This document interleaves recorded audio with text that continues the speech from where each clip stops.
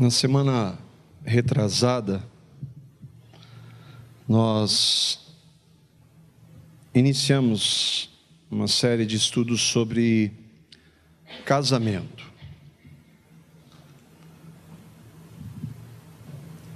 Não existe igreja, não existe nação transformada se as famílias não forem transformadas. É só Cristo que transforma de verdade. O objetivo de nós estarmos estudando é um alerta para mim e para você que tem convicção da sua nova vida em Cristo. E para que nós façamos aquilo que o Flávio orou aqui, que nós busquemos o Senhor. Irmãos, eu creio que há muito pouco discernimento do tempo que nós estamos vivendo na igreja. Muito pouco. A gente não tem ideia do que está acontecendo. E está achando tudo muito natural. Nós não estamos percebendo a luta que existe. E como o inimigo tem ganhado em algumas áreas. É claro que ele já é um derrotado. Mas muitas famílias têm sido atingidas pelos conceitos desse mundo que jaz no maligno. E não existe outra forma para mim e para você, para nós casados, que não buscar ao Senhor. Não existe outra forma. Buscar intimamente o Senhor Jesus Cristo não é uma religião, não é um conjunto de regras, não é um livro. Nós precisamos andar com Ele. E com quanto seja importante nós estarmos nos reunindo como igreja, assim como muitos irmãos em vários lugares do mundo, no primeiro dia da semana se reúnem, para celebrar, para cultuar, para louvar, para adorar o Senhor. É muito pouco esse momento. Nós precisamos buscar o Senhor, irmãos. Precisamos andar com Ele, para que Ele nos dê discernimento, e não somente isso, mas para que Ele nos capacite a viver esse momento para a glória dEle. Sem Ele nós não podemos. O Flávio orou aqui. Isso não é um chavão, não é um versículo que eu e você podemos decorar. Nós precisamos andar na presença do Senhor, buscá-lo enquanto Ele pode ser achado. É muito triste ver hoje a banalização do casamento.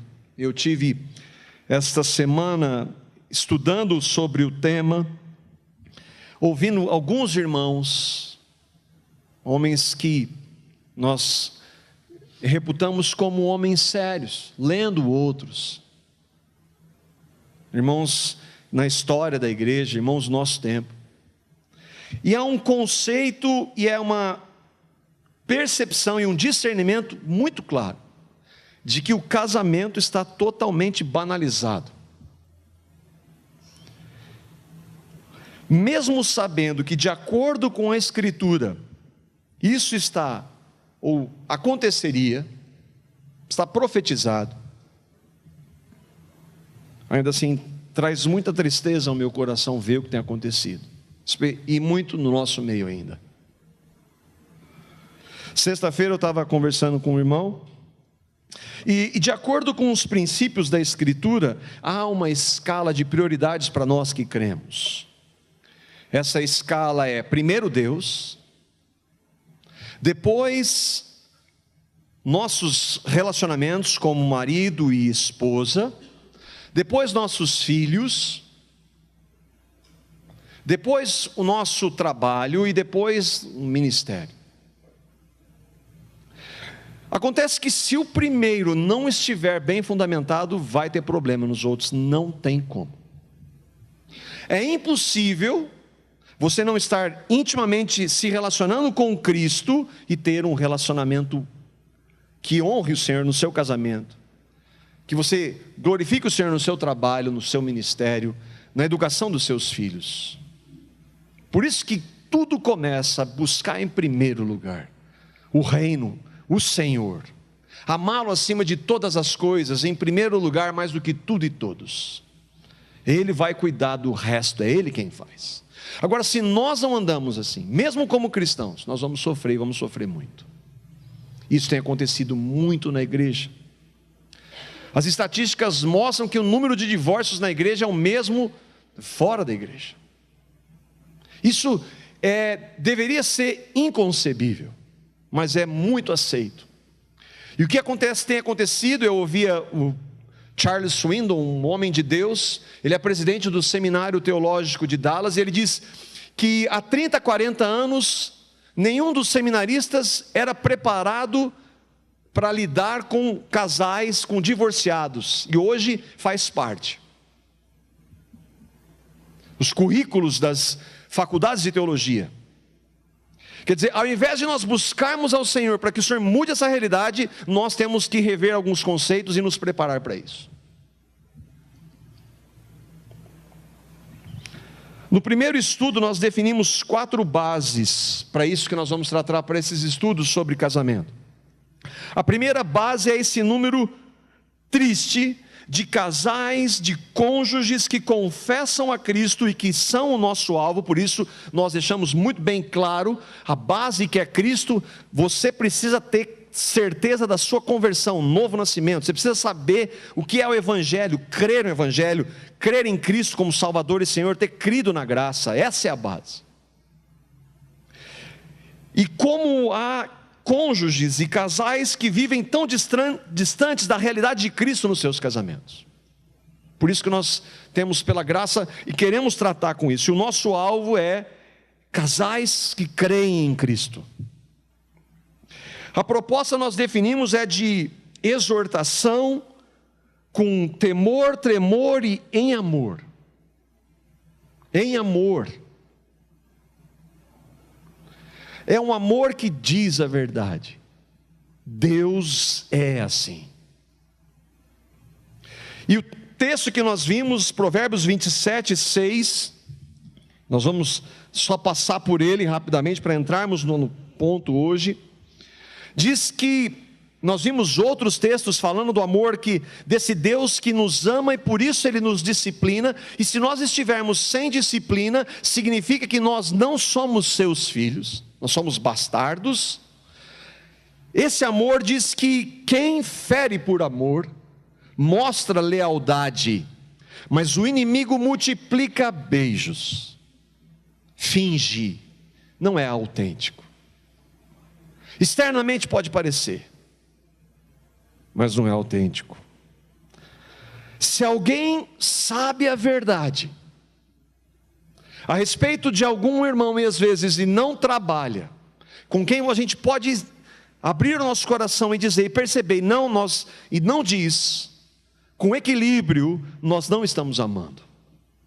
Se eu ver o meu filho correndo, e ele vai cair num buraco, e com medo de ofendê-lo, deixar cair no buraco, isso não é amor, em hipótese alguma. Pode chamar de qualquer coisa, inclusive de graça, isso não tem nada a ver com a graça de Deus. E quando nós somos confrontados, eu e você somos confrontados com as verdades da palavra, nós vimos, nossa série é Cristo, eu e o meu casamento. Deus quer tratar comigo, não é com a Carla, minha esposa, é comigo. Onde eu tenho errado, onde eu pequei, Senhor, e Ele fala, Ele confronta por amor, e Ele espera arrependimento, ou ignora que a bondade de Deus é que te conduz ao arrependimento. Deus não se arrepende de nada, o amor e a graça dele nos conduzem ao arrependimento. Quem se arrepende somos nós. E a vida de um cristão é caracterizada pelo arrependimento. Ah não, mas isso não é para mim, eu não quero. Não quero ouvir de verdade não. Não há mais justificativa, isso não tem nada a ver com o Cristo que nós professamos. A primeira base é a tristeza, às vezes, de ver esses casais e cônjuges. A segunda é uma exortação em amor. A terceira é que eu, ainda que esteja aqui, eu faço parte, irmãos, dessa escola. E quando eu estou falando para mim. E o meu desejo é que você seja incomodado como eu tenho sido. e clamado ao Senhor: Senhor, muda a minha postura, muda o meu papel, a minha função como marido. E o padrão do Senhor é só por Ele. Sem Ele nós não podemos, nós maridos. A quarta base é que não interessa o que o mundo diz. Eu estou me lixando porque o mundo diz. O mundo não tem nada para dizer em relação ao que Deus criou. Só que os conceitos do mundo estão entrando na igreja. E tem muita gente na igreja ouvindo o conceito do mundo. O mundo não tem nada a dizer sobre casamento. O mundo não tem nada a dizer sobre casais. O mundo não tem nada a dizer sobre filhos e família. É só você assistir o Fantástico a hora que você sair daqui. E você vai ver o que o mundo prega. Isso está entrando na igreja.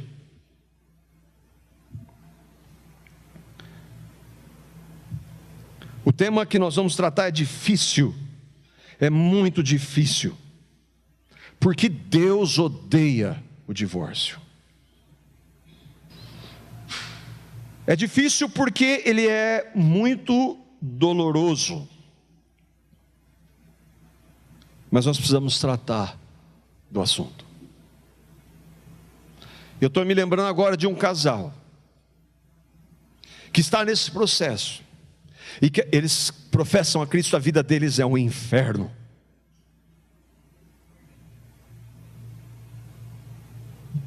Porque eles não, até agora, enquanto há vida, há esperança, não se renderam para serem tratados naquele primeiro ponto, que é a base: perdão. Que nível de perdão? Aquele perdão que eu e você recebemos de Cristo.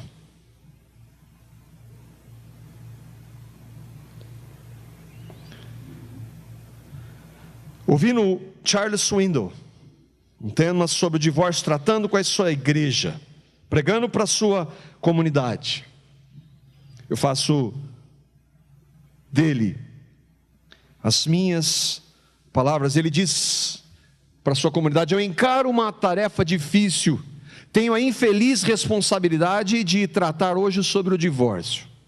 Algumas mensagens são mais fáceis de serem ministradas, fáceis entre aspas, nunca é fácil. Algumas têm encorajamento, apoio e podem ser proclamadas com um sorriso.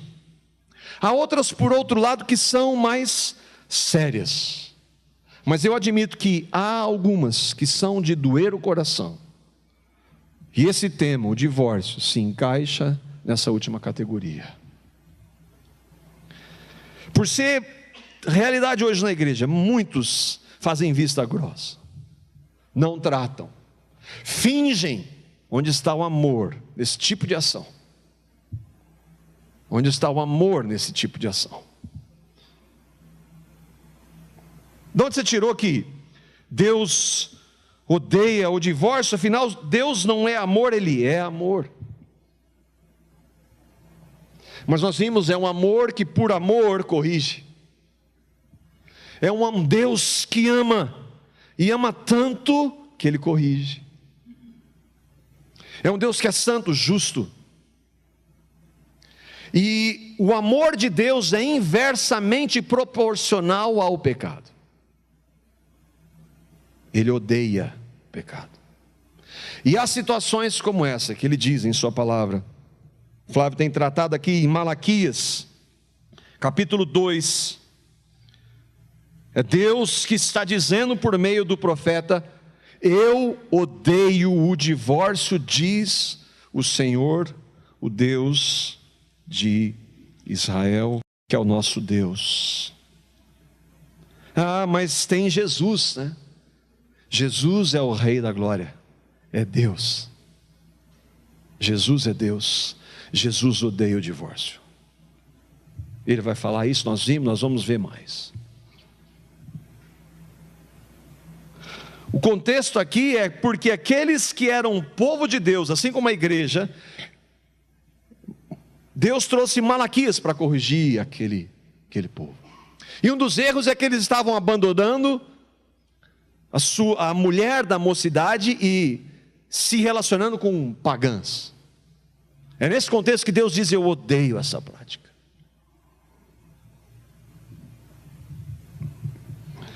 Mas por que Deus odeia? Por que Deus odeia? Qual a razão de Deus odiar o divórcio? Em 2001, muito antes dos, bem entre aspas, casamentos homossexuais, a revista Time, uma das maiores e mais conhecidas do mundo, definiu a família do futuro, em 2001. E o artigo dá a resposta que eu creio, mostra de maneira muito clara porque Deus odeia o divórcio. Como será a família do futuro de acordo com a revista Time? A família do futuro será interracial, bissexual, dividida por divórcios, multiplicada por novos casamentos. O conceito de filhos ilegítimos vai desaparecer, porque a família nuclear, que é pai, mãe e filhos, terá desaparecido. Na verdade, a família nuclear será considerada anormal.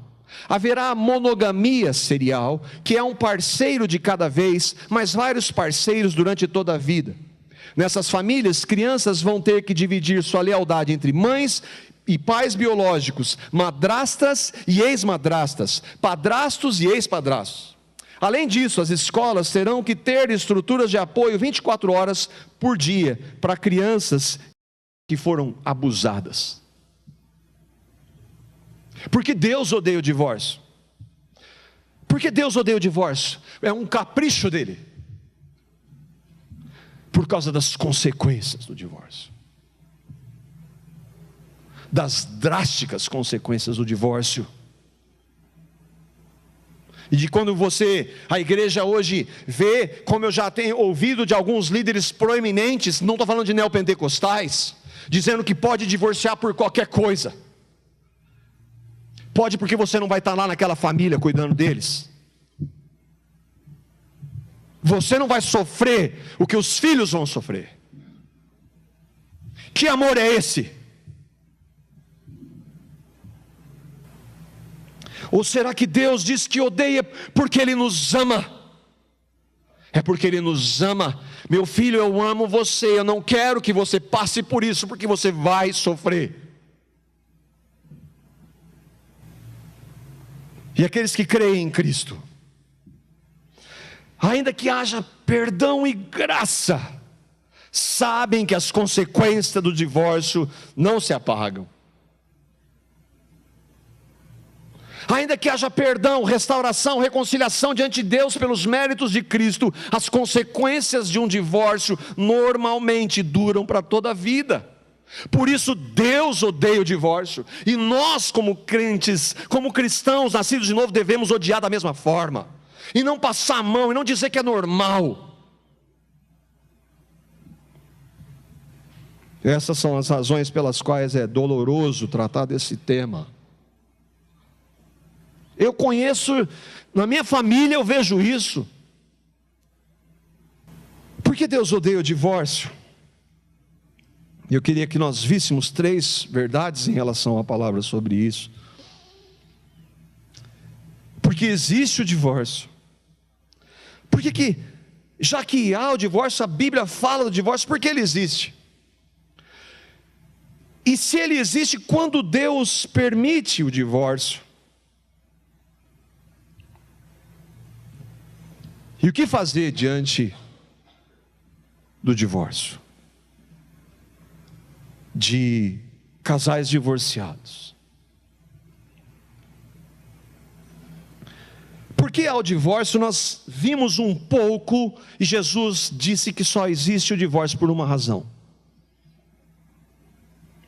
Nós vimos isso em Mateus, no capítulo 19, os versículos 1 a 8. E nós abordamos isso porque antes de nós entrarmos em Mateus 19, Jesus tinha acabado de tratar de um ponto. Qual era o ponto, irmãos? Perdão. Antes, soberania de Deus. Antes de eu falar sobre divórcio, eu vou falar de algo que impossibilita o divórcio, se for exercitado, que se chama perdão. Que nível de perdão é? O dos 70 vezes 7. daquele que ele estabelece que se nós não perdoarmos, nós não seremos perdoados. E se ele estabelece isso, isso é para crente, para cristãos.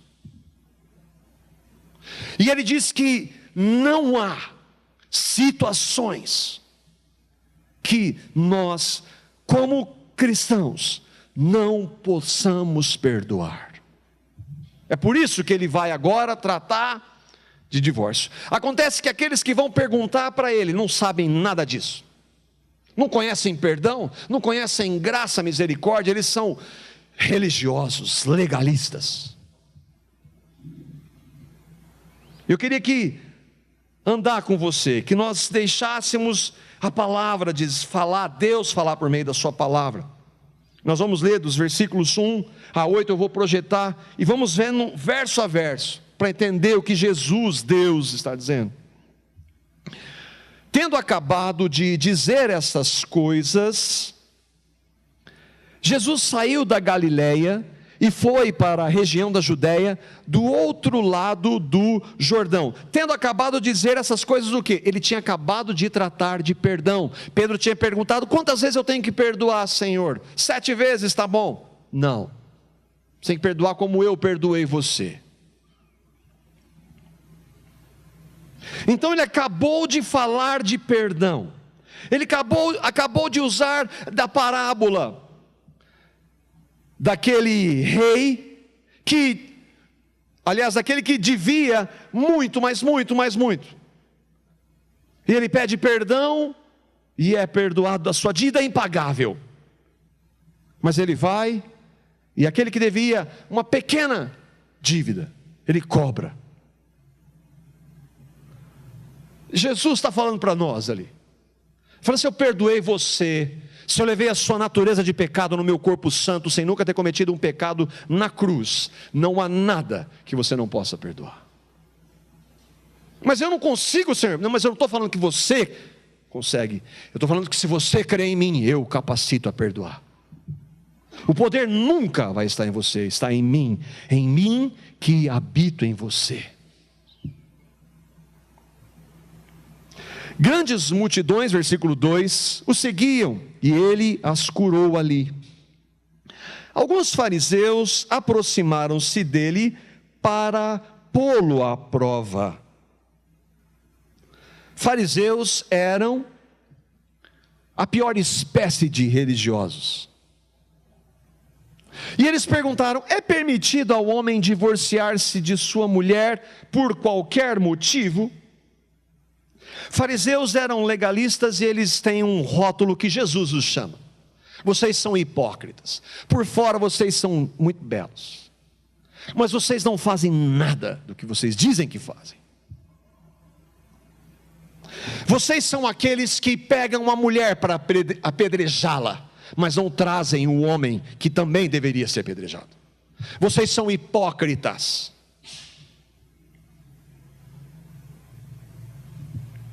E são eles que não querem saber. Eles não estão interessados em saber a verdade, eles querem testar Jesus. Eles não querem saber a vontade de Deus. E eles perguntam: é permitido ao homem divorciar-se de sua esposa por qualquer motivo? Por que eles perguntam isso? Porque naquela época haviam 2 estudiosos judeus, 2 escolas de interpretação bíblica, de 2 líderes conceituados. Um chamava-se Hillel e outro chamava-se Shammai. Hillel era um liberal. Ele dizia assim: por qualquer coisa um homem pode divorciar, porque Moisés disse isso. Achou alguma coisa indecente, ele pode se divorciar. O homem pode dar carta de divórcio. Se a mulher não conceder tudo aquilo, ou errar em algum ponto, ele tem esse direito. A hora que ele enjoar, ele pode fazer isso. Shammai diz: não, o que Moisés diz é por coisa indecente, isso está atrelado à imoralidade sexual, a adultério, sem arrependimento. Eles fazem essa pergunta porque eles querem saber: agora eu quero ver como Jesus vai se sair dessa. Eles não estão interessados. Jesus vai responder. Jesus respondeu: vocês não leram que no princípio o Criador os fez homem e mulher? Jesus não está interessado que a escola de quem quer que seja diga. Ele está dizendo que casamento é igual quando eu criei o homem e a mulher. Por isso que nós vimos no início, no primeiro estudo, que o ideal de Deus é daquele jeito, antes da entrada do pecado, e que em Cristo é possível. Por isso que ouvindo esses irmãos, lendo esses irmãos que creem no Senhor, eles vão todos trabalhar a base, que é Cristo, e um casamento em Cristo é possível. Agora, se você está preocupado em lei, se você está preocupado em você, então você vai querer alguma saída para fazer o que você quer, não o que Jesus quer. Jesus volta para a criação, volta para o ideal, e ele diz, versículo 5: e disse: por essa razão o homem deixará o pai e a mãe e se unirá à sua mulher, e os dois serão uma só carne. Uma só carne. Jesus deixa claro que o que Deus uniu, o homem não pode separar.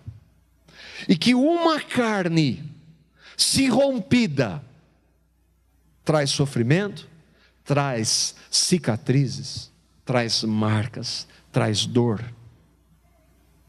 Nós podemos não, muitos irmãos tentam compreender qual o significado pleno do que significa ser uma só carne. Nós não sabemos totalmente, mas nós sabemos que não é só o sexo, que não é só a união física, há muito mais que isso num casamento quando Deus faz. E quando for rompido isso, vai ter sofrimento.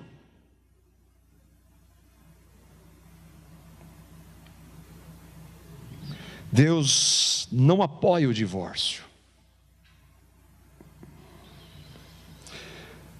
Mas eles não estão interessados, versículo 7.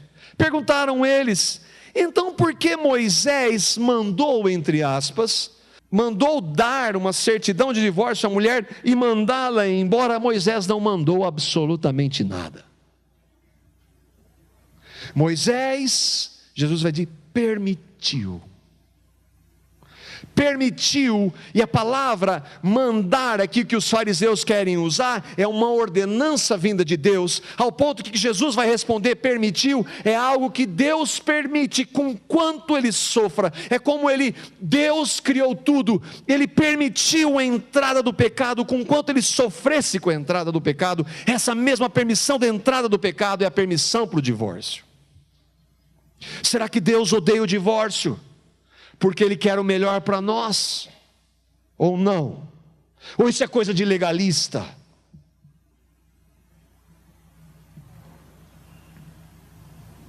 Olha onde os fariseus se baseavam. Deuteronômio capítulo 24, versículo 1. Que diz: se um homem casar-se com uma mulher e depois a não quiser, mas por encontrar nela algo que ele reprova, uma versão no original é melhor, algo indecente, dará certidão de divórcio à mulher e a mandará embora. Só dizer, mas por que Moisés mandou? Moisés não mandou. Moisés não mandou nada. Moisés permitiu. E ele permitiu por uma razão. E a razão é a causa do divórcio. Versículo 8. Jesus respondeu: Moisés lhes permitiu divorciar-se de suas mulheres, não porque elas tenham cometido adultério, não porque elas sejam insensíveis, não porque elas não respondam a você, não porque elas façam alguma coisa para você que o magoe, por causa da dureza do coração de vocês. Só que nunca foi essa a minha intenção. Nunca foi. Dureza de coração é igual à falta de perdão. Por isso que ele tratou de perdão antes.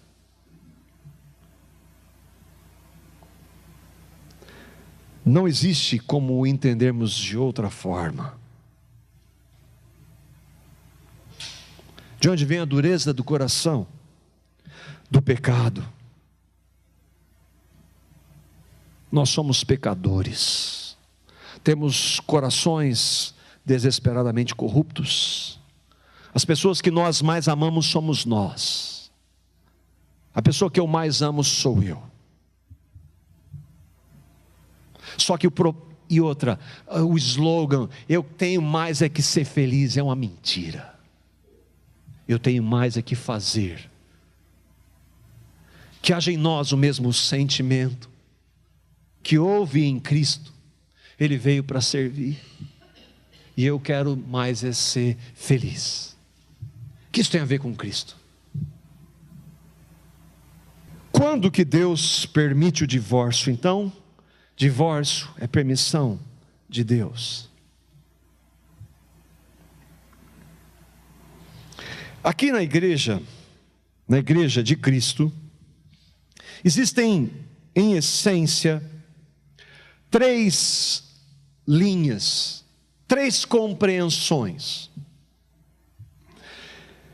Alguns irmãos dizem que nunca deve haver o divórcio, jamais. Porque Jesus disse que a causa do divórcio é a dureza do coração. Então, aquele que professa a Cristo jamais deve se divorciar. Outros que eles dizem, não, esse é um legalista, esse diz que já que nós estamos na graça, qualquer razão serve. Porque Deus é amor, nós não estamos mais debaixo da lei. Então, incompatibilidade de gêneros serve. Esses são como o Hillel, liberais.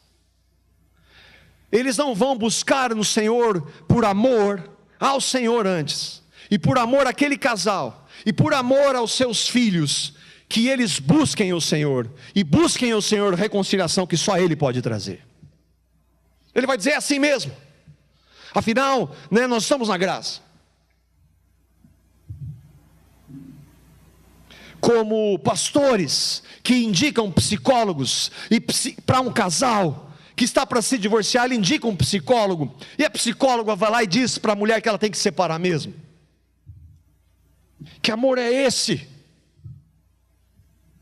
Não, porque é duro, às vezes é difícil andar junto, é melhor deixar.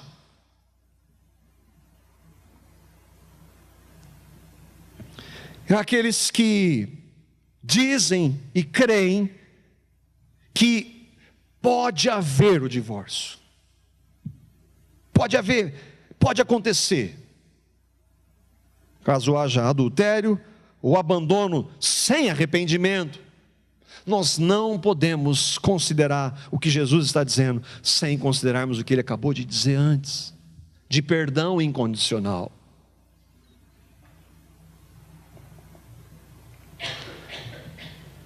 O versículo 9 de Mateus 19, Jesus continua.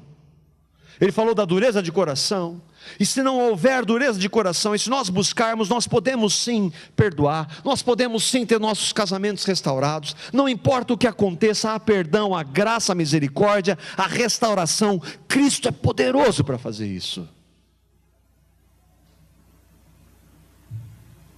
Jesus disse no versículo 9, eu lhes digo, porém, que todo aquele que se divorciar de sua mulher, exceto por imoralidade sexual, ou por adultério, ou pela palavra porneia, daí de onde veio a pornografia, e se casar com outra mulher, está cometendo adultério. Por isso que divórcio por qualquer razão não tem nada a ver com o que Cristo ensina. Um divórcio por qualquer razão em um outro casamento é adultério. Mas isso é o que Deus diz, Cristo diz.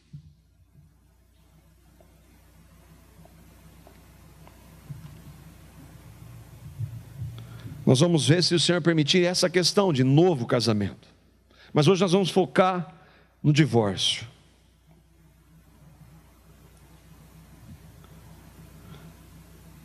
questão aqui é que o que Jesus disse como exceção quer dizer então que se acontecer isso, então eu tenho o direito de fazer.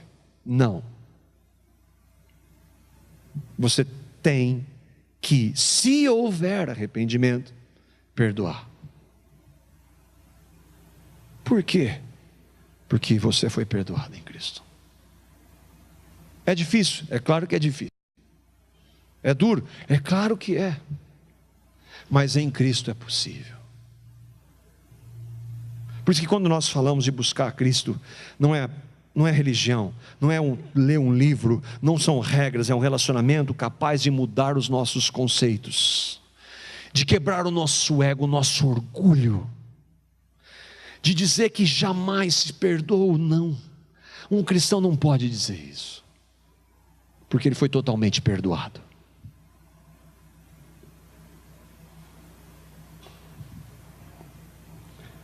Por que o porém?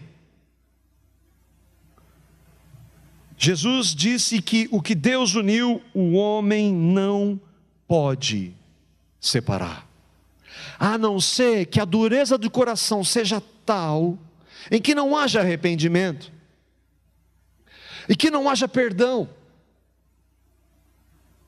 e seja tal que eu não queira mais estar com aquela pessoa. Mas tudo isso, essas não são motivos para o divórcio. O motivo é a dureza que leva a essas reações. E a dureza de coração significa falta de relacionamento com Cristo.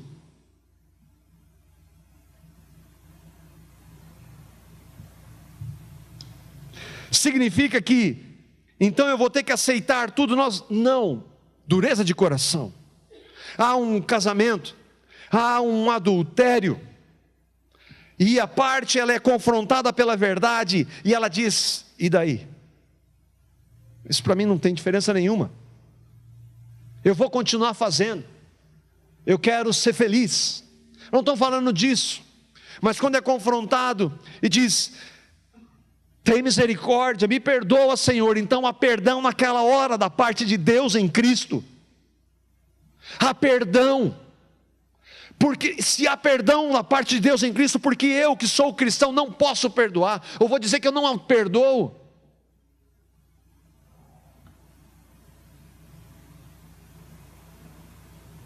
E existe um processo de mostrar frutos dignos de arrependimento. Existe um processo de mostrar arrependimento genuíno, de restabelecer confiança, mas a disposição em Cristo está lá, e se ela está lá, e se ouve: Senhor, tem misericórdia, Ele pode fazer,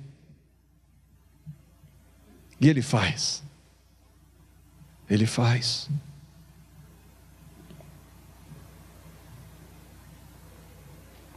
Adultério, isso se encaixaria, alguém na violência, de covardes que batem nas mulheres, violência que não se arrepende, e se encaixa no que Deus está dizendo da dureza de coração.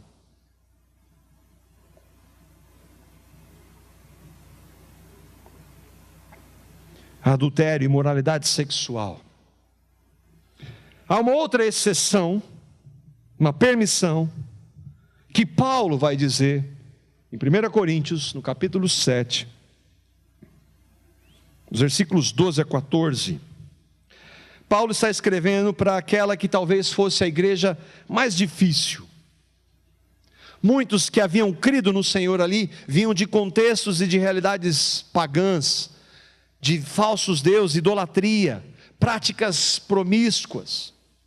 E Paulo vai trazer essas verdades, a verdade do casamento, para aqueles irmãos. 1 Coríntios capítulo 7, os versículos 12 a 14, ele trata de várias situações no casamento, de direcionamentos que ele dá, e aí ele diz assim no versículo 12: aos outros eu mesmo digo isso, e não o Senhor. Se um irmão tem mulher descrente, e ela se dispõe a viver com ele, não se divorcie dela. Alguns vão dizer assim: está vendo, isso não é, isso é ideia, é sugestão de Paulo. que não é o Senhor, então é a ideia dele. Ele está dizendo que Jesus não falou sobre aquilo, mas quando ele escreveu, inspirado pelo Espírito, aquilo é palavra de Cristo também. Então ele está dizendo para você, e aí aquela deixa, né? Como na última vez eu falei, você está casado com alguém que não crê em Cristo, e aquele pensamento permeava a igreja naquela época de Corinto. Eu creio no Evangelho, Jesus é o meu Senhor, mas o meu marido, a minha esposa não creem em Cristo, então eu devo me separar dele ou dela? Não é isso que ele está dizendo. Ele está dizendo: aos outros eu mesmo digo, não o Senhor, que se um irmão tem mulher descrente e ela se dispõe ou consente em viver com ele, não se divorcie dela. E se uma mulher tem marido descrente e ele se dispõe a viver com ela, não se divorcie dele. Ele está dizendo assim: se você creu no Evangelho, não está dando consentimento para você casar com quem não creia. Mas se aconteceu, se pela graça você teve a iluminação do Espírito e recebeu a Cristo, então agora você vai buscar quem? Você vai amar, assim como Cristo amou. É difícil? É claro que é difícil. Por isso que isso não cabe no evangelho triunfalista que existe aí. É vitória, só vitória. Que vitória? Que tipo de vitória? Fazer a sua vontade? Ter os seus desejos? Ou a vitória é amar incondicionalmente, perdoar, servir, amar o Senhor?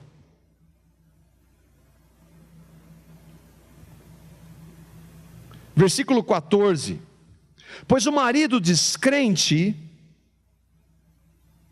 é santificado por meio da mulher, e a mulher descrente é santificada por meio do marido. Se assim não fosse, os seus filhos seriam impuros, mas agora são santos. Mas espera aí, está dizendo então que se a mulher ou o marido que creem em Cristo permanecerem no casamento, quer dizer então que Deus vai salvar o marido ou a esposa? Não. Pode acontecer? Sim. Mas é promessa? Não. Mas qual é o propósito que Deus tem para mim nessa relação? Para formar o caráter de Cristo em você. Para formar o caráter do servo sofredor.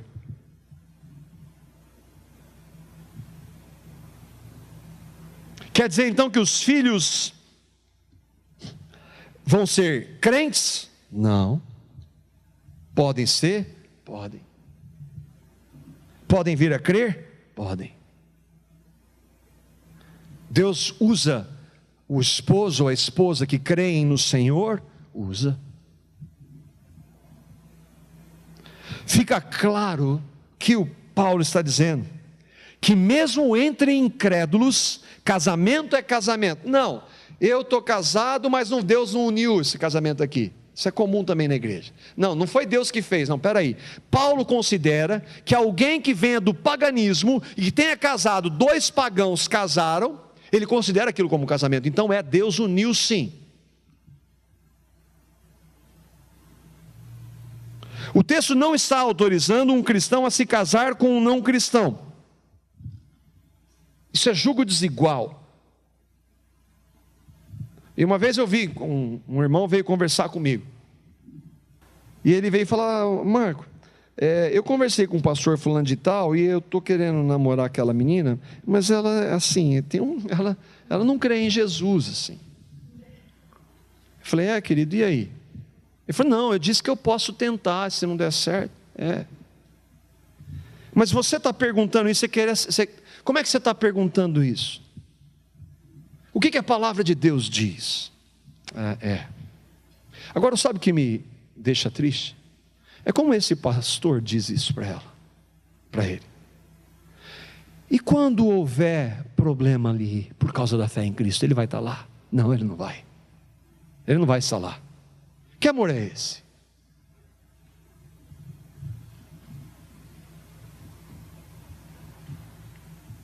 Para quem crê na soberania de Deus, vai entender que Deus tem propósitos com isso que Paulo escreve. Quais propósitos? Apresentar o evangelho a esses filhos, que se fossem filhos de pagãos talvez não ouvissem. Vai mostrar que mesmo naquela situação é possível ser diferente, é possível manifestar Cristo. Vai mostrar que nas lutas e dificuldades daquele relacionamento é possível manifestar a luz.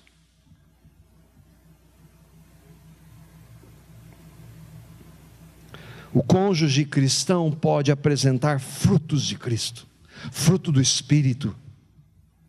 Por isso ele jamais, Paulo está dizendo, jamais deve dar início a um processo de divórcio. A não ser que haja por parte daquele que não crê, um abandono.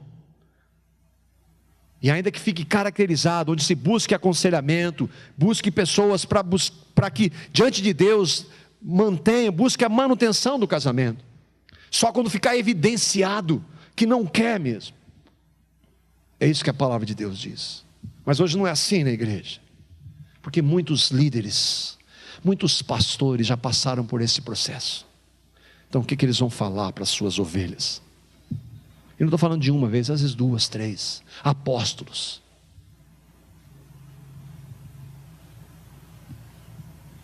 O texto de Coríntios continua, e aqui vem a segunda, então, possibilidade, e que Paulo está continuando para dizer da mesma realidade.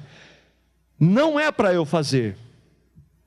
Versículo 15: todavia, se o descrente separar-se, que se separe. Em tais casos, o irmão ou a irmã não fica debaixo de servidão. Deus nos chamou para vivermos em paz. Você, mulher, como sabe se salvará o seu marido? Ou você, marido, como sabe se salvará a sua mulher? Dentro desse contexto. Se ele quiser ir embora, ele ou ela. E outra, eu não devo provocar isso. Não, já que não é, então eu vou dar um jeito. Não sou eu, mas eu vou fazer de tudo.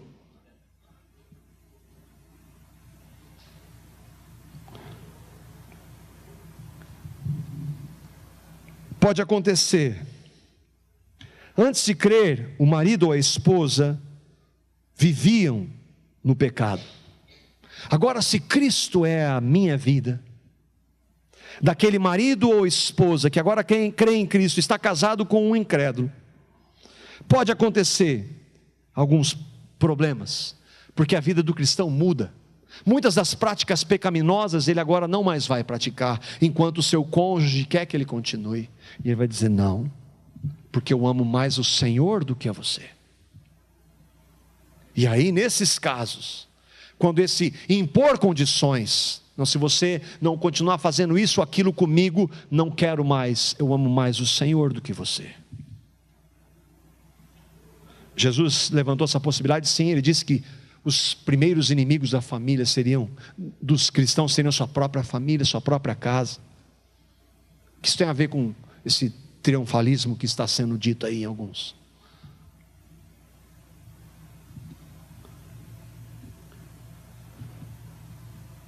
Por que eu tenho que obedecer tudo isso? O que é esse negócio de pode e não pode?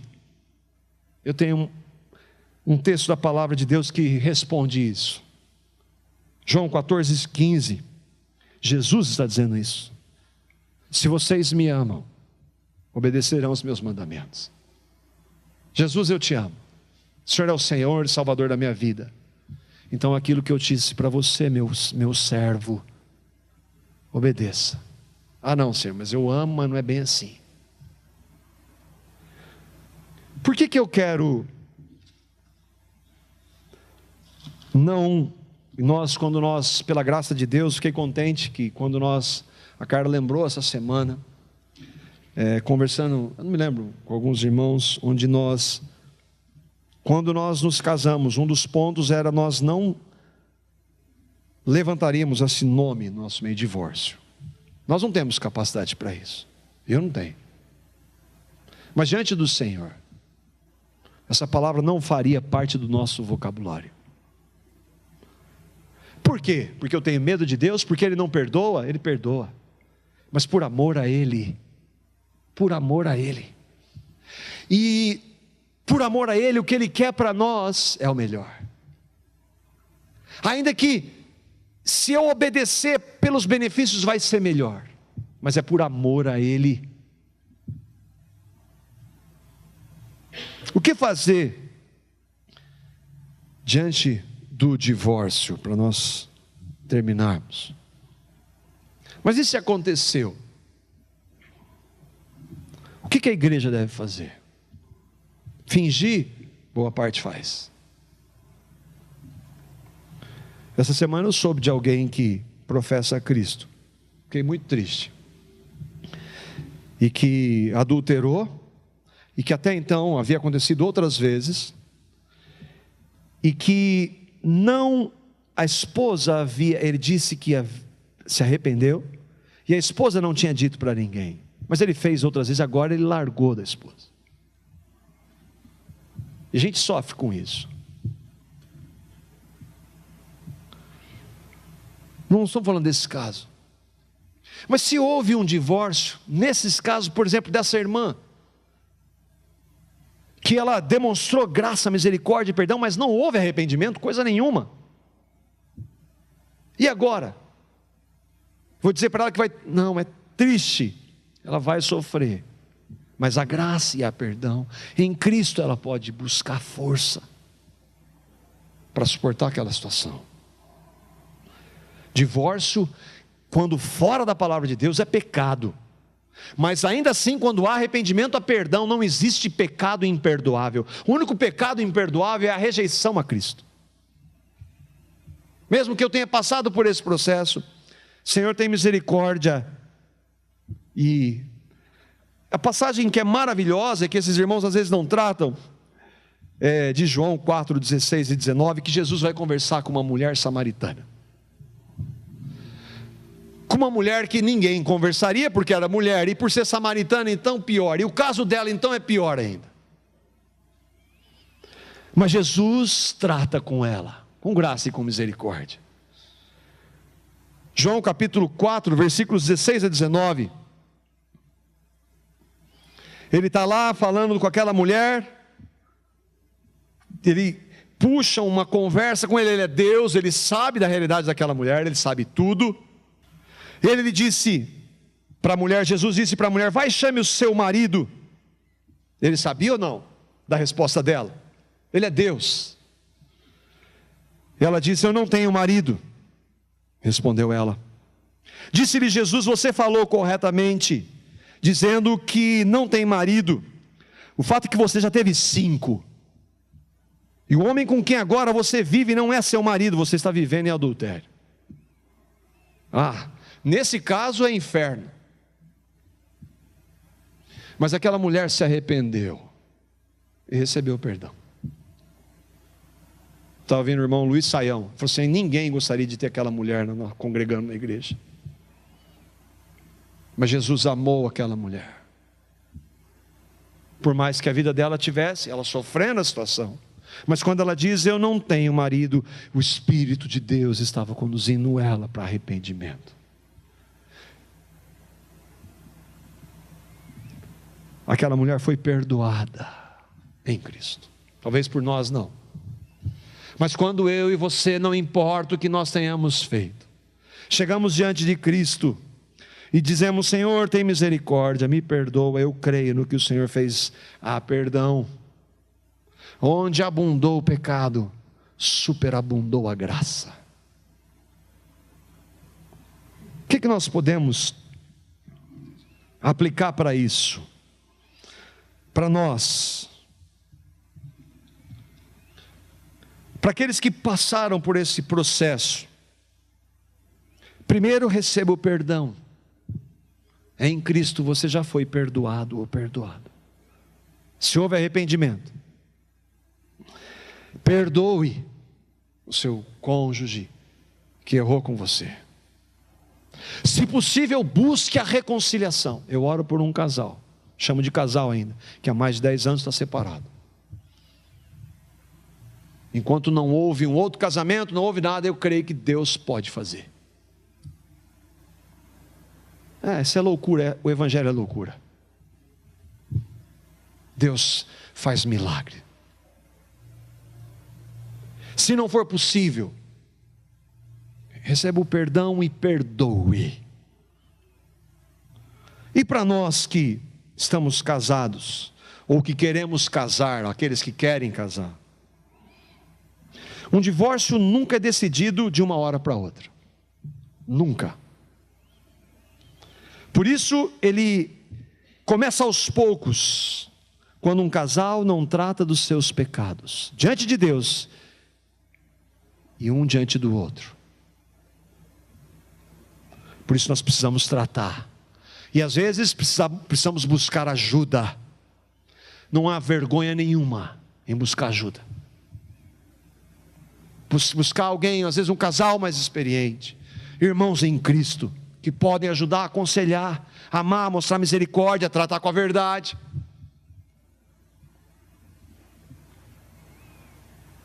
Se você crê, elimine essa palavra do seu dicionário. Elimine essa palavra divórcio do seu dicionário. Charles Swindoll falou isso. Fiquei contente de ouvi-lo. E agora para o homem, para mim e para você, os maridos. Eu e você somos os maiores responsáveis pelos nossos casamentos. Há exceções, mas se um casamento vai mal, a grande responsabilidade é minha e sua, homens que cremos em Cristo. Nós precisamos dobrar os nossos joelhos diante do Senhor e buscar nele a capacitação dele de amar nossas esposas como ele nos amou. Eu e você somos cabeça dos nossos lares. Deus estabeleceu isso. Nós precisamos dobrar os nossos joelhos e buscar o Senhor. Se nós buscarmos, ele restaura os nossos casamentos. Eu e você somos cabeça nos nossos lares. Homens, busquemos a capacitação do Senhor para que amemos as nossas esposas como elas devem ser amadas, como Cristo amou a igreja.